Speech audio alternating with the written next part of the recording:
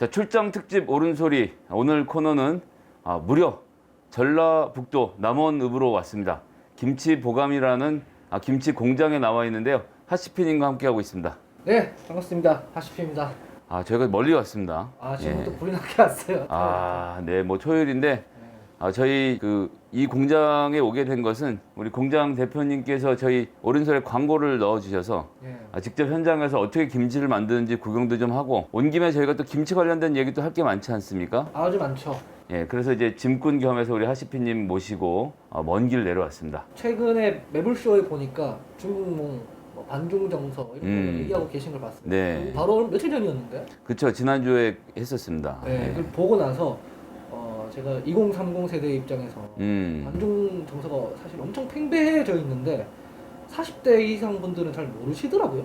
그래가지고 그 얘기 나누면 좋을 것 같아가지고 제가 쩔레쩔레 쫓아왔습니다. 그 옛날에 이제 80년대, 90년대에는 반미정서가 지금의 반중정서처럼 굉장히 컸어요. 그때 그만큼 컸었어요? 엄청났죠. 그 당시에 특히나 80년 광주에 그 비극이 벌어졌을 때 특전사가 광주에 투입됐을 때 그 투입을 미국이 알고 용인했다라는 것을 알게 되면서 이 광주 학살의 배후에 미국이 있구나라는 생각들, 그런 추리들 로부터 시작해서 아직도 우리나라가 미국의 속국이구나 이런 생각을 하는 분들도 계셨고, 자, 그래서 미국의 영향력으로부터 우리가 벗어나야 된다 이런 이야기들을 하면서 반미로 많이 싸웠죠. 근데 그때 소위 말하는 40년대 50년대생들인 그 기성세대가 미국이랑 교역량도 있고 전쟁 때 미국이 얼마나 많이 도와줬는데 미국이랑 그렇게 함부로 척을 지려고 하느냐, 니들이 철없는 생각이다라고 욕을 했거든요. 똑같네요 지금. 똑같은 거야. 그랬는데 시대가 지나고 나서 어쨌든 중국의 위협이 현실화되고, 그래서 청년들은 그런 문제에 대해서 심각성을 느끼고 야, 이거 반중 이렇게 그냥 넘어가면 안 된다 이야기를 하고 있는데, 어른들이 야, 중국이랑 교역량이 있고 이러저러한데 어떻게 현실적인 위험을 이렇게 무시할 수 있느냐라고 저도 생각하고 있는 걸 보면서 제가 최근에 깜짝 놀랐습니다. 그래서 이야기를 나누기 전에 대변인께 먼저 드리고 싶은 말씀. 대변인 개인적으로 대변인 대통령을 가니까 그 중국에 대한 견해가 어떻습니까?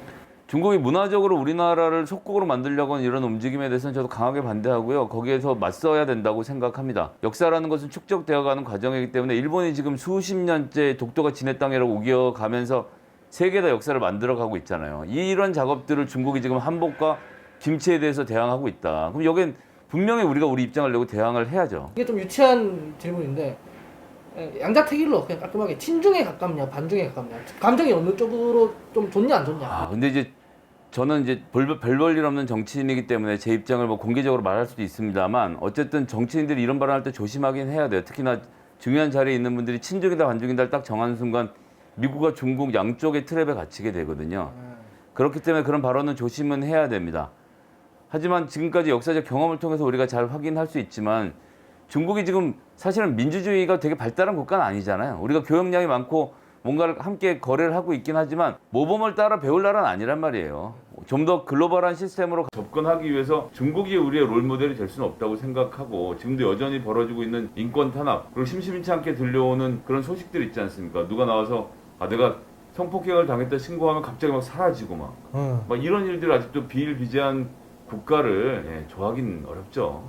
일단 왜냐면은 어쨌든 외교와 관련된 얘기를 해야 되는데 괜한 오해를 방지하기 위해서 그러니까요. 개인적인 입장을 먼저 한번 들어보려고 여쭙습니다. 네. 이런 느낌인 것 같아요. 근데 중국이라고 하면은 이제 어떻게 지금 이미지가 더 씌워지고 있냐면 현 정부는 중국몽이다, 민주당은 중국몽이다, 난 중국이 싫다, 이렇게 해서 포개지는 것 같아요. 최근에 윤석열 후보가 뭐 멸공, 네. 뭐 주적 이런 얘기들이 다 그 포개는 작업 중에 하나거든요. 근데 거기에 대해서 반중 정서를 보면 방금 말씀하셨던 것처럼 교역량, 무역 이런 거 얘기했을 때 일본이 저희한테 치고 들어왔을 때는 저희가 단호한 태도를 취했단 말이죠. 그렇죠. 근데 왜 중국한테는 그러지 못하냐라는 질문들이 있어요. 무역으로 시비를 아주 노골적으로 걸은 거 아닙니까? 문제를 일으키고 뭐 특히나 반도체 부품과 관련돼서 수출하지 않겠다라는 입장을 밝혔기 때문에 그 부분에 대해서 한국이 세게 나온 거죠. 그러니까 한국 정부가 그 부분에 대해서 국내 생산을 지원하기로 하고 실제로 생산을 바꾸기도 했지만, 그럼에도 불구하고 여전히 일본과 한국은 엄청난 양의 교역을 하고 있습니다. 즉 일부 지역에서 대립이 벌어지고는 있지만 이것이 전체적으로 확전되는 양상은 아니거든요. 그런데 이제 중국의 같은 경우에는 소위 말하는 한한령 네. 이 내려지던 당시는 제가 매불쇼에서도 얘기를 했습니다만 박근혜 대통령이 그 열병식 가갖고 그 사열 같이 하고 막 푸틴 대통령이랑 시진핑 주석이랑 어울려서 있다 보니까 미국으로부터 너 지금 중국이랑 한 편 먹는 거야?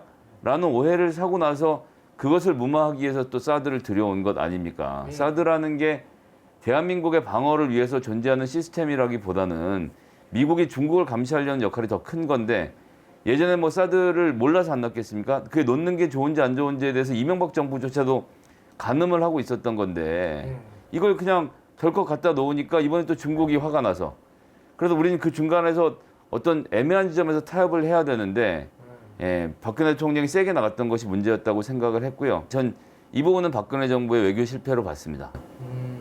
그러면은 이런 부분들이 있거든요. 이를테면은 이 김치 공장이 왔으니까 김치는 원래 중국 거다. 한복도 마찬가지다. 중국 전통 의상인 건데 한국이 지금 가져간 거다. 한국 게 아니다. 이런 얘기들을 노골적으로 해요. 이거는 노골적인 동북공정, 문화공정이 아니냐. 근데 여기 왜 한국은 한마디도 못하는 거냐. 이런 분노들이 다 있거든요. 저는 이거 외교적으로 하는 부분이라기보다는 시민운동 차원에서 개인 차원에서 또 그런 차원에서 할 일이라고 생각해요. 정부가 정부대로 부딪힐 일은 아닌 거죠. 저쪽도 유튜버가 했으면 우리 쪽의 대응도 마찬가지로 그런 흐름들이 만들어지고 그런 정서들이 쌓여가는 과정이 있어야 되지 않느냐. 정치인들도 필요한 경우에 할 말은 해야죠. 그러면 나중에 이번 올림픽만 봐도 당장 문재인 대통령이 안 가잖아요. 간다라고 사람들이 지레짐작하고 그러면 안 된다는 이야기 했던 건데 문재인 대통령이 지난번에 우리 평창 올림픽 할 때 시진핑 주석이 왔습니까? 안 왔거든요.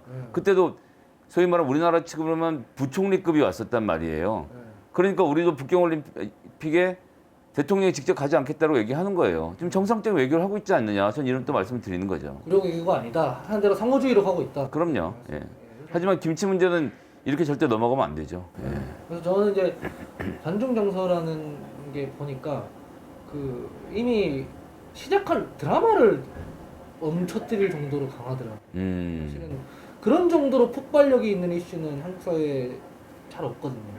그래서 이게 지금 저는 이제 민주당 소속이니까 이게 이 폭발력이 있는 감정이 민주당 저희 당이랑 연동돼서 오해가 불거지니 걱정이 많이 되고 뭐 정부 차원에서는 아니더라도 전체적으로 민주당 인사들이 그런 어떤 태도나 이런 거는 일본에 비해서 좀 부족한 게 아닌가 하는 생각이 들어요. 예, 그런 점에 대해서는 반성이 필요하다고 생각합니다. 예, 충분히 제가 신경을 썼어야 되는 부분이고 어쨌든 저게 중국에서 문화적으로 한다고 하지만 사실상은 공산당의 계획하에서 이루어지는 일들이잖아요. 동북공정이라는 것 자체도 민간이 하고 있는 프로젝트라고 볼 수 없지 않습니까? 그리고 굉장히 장기 프로젝트로 진행하는 것이기 때문에 그 순간순간의 김치의 역사, 한복의 역사 이런 것들을 확인하고 우리 것이라는 점을 분명히 해둘 필요가 있어요. 이것은 마치 일본과 우리나라가 독도는 우리 땅을 놓고 싸우는 것과 마찬가지로 지금 제대로 대응하지 않으면 나중에 가서 할 말이 없어지는 상황이 만들어진다고 생각합니다. 네, 그래서 저도 뭐 한복 명인, 뭐 김치 이 공장 마찬가지고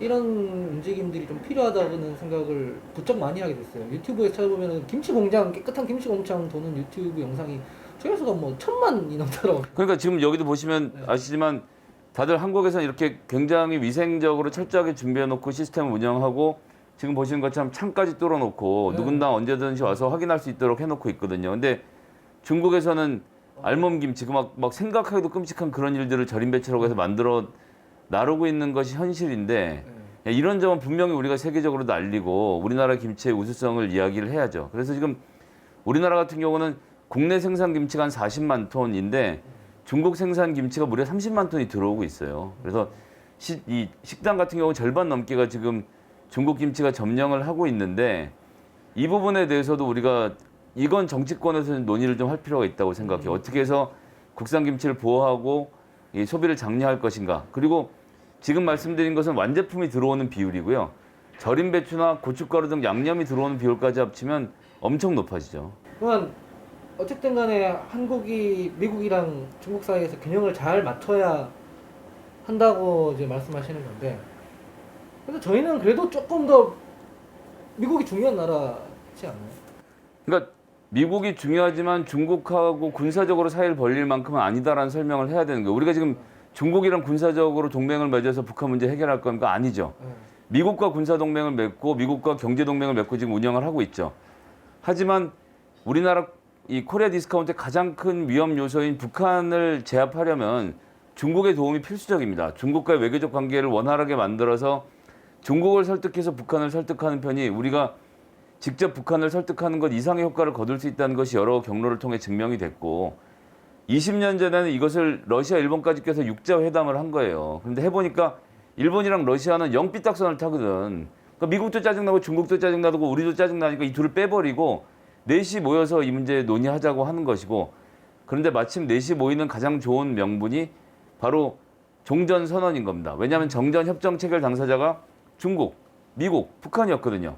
한국은 뭐 전쟁 당사자가 했으니까 이렇게 네 나라가 모여서 종전선언을 하자라고 하면 4자 회담이 자연스럽게 만들어지고 미국과 중국이 보장하는 가운데 북한이 군축을 시작하면 핵무기 개발을 중단하게 만드는 것이 지금으로서 외교적으로 제가 보기엔 유일한 선택지이기 때문에 한미 동맹을 공고히 하는 가운데에서 중국과의 관계를 원활하게 잘 유지하는 것도 필요합니다. 그건 그대로 필요하고 오랜 역사적 과정을 통해서 우리나라의 한복이나 김치를 가지고 자기들 것처럼 만들려고 하는 이런 문화적 침탈에 대해서 우리가 단호하게 맞서야죠. 그러면 뭐 인터넷이나 뭐 혹은 상대파가 말하는 민주당은 중국몽이고 중국 따라가고 그런 건 완전히 근거 없는 얘기다. 아예 근거가 없죠. 일단 우리나라가 지난번에 G7 회의에 참석을 했습니다. 그때 우리나라, 남아프리카 공화국, 호주, 인도가 들어갔죠. 근데 이제 나머지 세 나라의 공통점은 영연방, 즉 영국이 예전에 지배했던 역사를 갖고 있던 지역들입니다.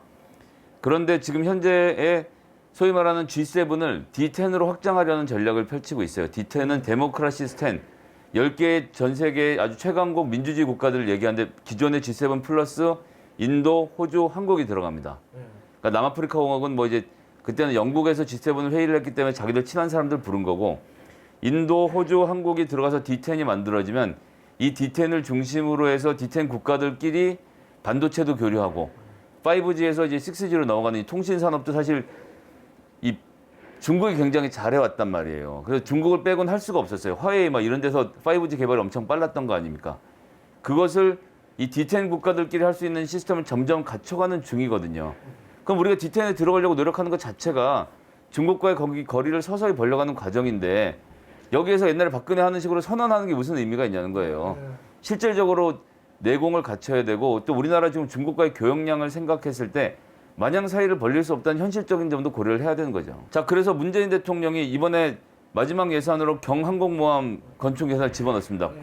이 국민의힘이 끝까지 반대했는데 결국은 집어넣었어요. 해양을 강화하겠다는 건 뭡니까? 일본하고 중국에 맞서겠다는 이야기예요. 그리고 국민의힘은 근데 왜 반대했어요? 왜 문재인 정부가 생색을 내려고 하느냐? 다음 정부에서 하겠다고 하는데 다음 정부가 자기들한테 가나? 이러고 저러고 경항모를 지금 당장 만들어야 되는데 이걸 1년 사업을 늦추자는 거 자기들 생색 내자고 1년 늦추자. 그나마도 지들이 정권을 잡을지 안 잡을지도 모르는 상태에서 해양 국방력을 강화가 굉장히 중요하고 우리가 지금 SLBM 개발도 성공했지 않았습니까? 잠수함도 늘려야 되고 이런 작업들이 우리나라가 어디랑 부딪히려고 하는 거겠어요. 너무 당연한 얘기죠. 그리고 40조이던 국방 예산도 지난 5년 동안 32%를 늘려서 역대 정부 중에 가장 호전적인 정부가 문재인 정부입니다. 하지만 문재인 대통령은 항상 말씀은 평화를 지켜야 된다. 하지만 그 평화라는 게 국가의 평화라는 것은 무력으로 보장되지 않으면 아무 의미가 없어요. 그런 무력으로 보장하는 평화를 이야기하고 있는 게 문재인 대통령이다라는 말씀 드려야 되겠습니다. 결과적으로 이 얘기를 들어보면 사실상 정반대인데 중국몽이랑 근데 뭐 어떤 인터넷에서는 그 짤방과 혹은 미국이랑 일본한테 하는 태도랑 중국한테 하는 태도가 조금 다르니까 외교적 입장이 다르기 때문에 그것 때문에 좀 오해를 받고 있는 면이 있네. 친중이라고. 어쨌든 지금 여기 이제 노동하시는 분들이 지금 정리하고 계시나 봐요. 아, 네. 네, 그래서 지금 마무리를 해야 될 텐데 이런 콘텐츠들이 정치권에서 한 번도 없었던 것 같아요. 아, 그런가요? 김치, 문화공 적어도 민주당계에는 없었어요. 저는 칼럼으로도 시도를 해보고 몇 번 해봤는데 그때 정치인도 아니었고 지금 뭐 한다고 크게 없고 그때서 대변인님이 오신다고 하고 네네. 하니까 이거를 다뤄서 상황을 조금 오른소리 많이 보시지 않습니까? 네. 여러분들한테 알려드리면 좋겠다 싶어서 일단 이 얘기를 한번 나눠봤습니다. 예, 신선하네요. 예, 사람이 기억하는 게 중요합니다. 국민들이 어떻게 생각하고 있는지가 중요하고요. 김치, 한복, 우리 것 지키는 것. 그러니까 우리의 자주성이라는 것은 중국에 대해서도, 북한에 대해서도, 미국에 대해서도 우리만의 것을 지키는 건 굉장히 중요한 일이라고 생각하기 때문에 예. 그런 뭐 콘텐츠들이 필요하면 우리가 앞으로도 또 우리 예. 80편님과 함께 잘 만들어 갔으면 좋겠습니다. 했습니다. 예.